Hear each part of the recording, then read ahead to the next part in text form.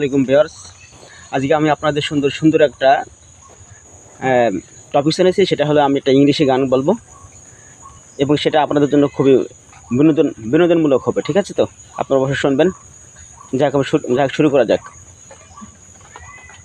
এবং সেটা হবে হামদ সম্পর্কে।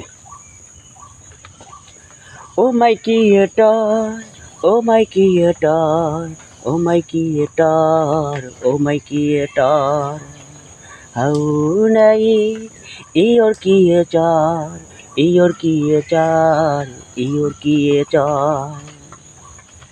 I believe you, I believe you, signature. I believe you, signature.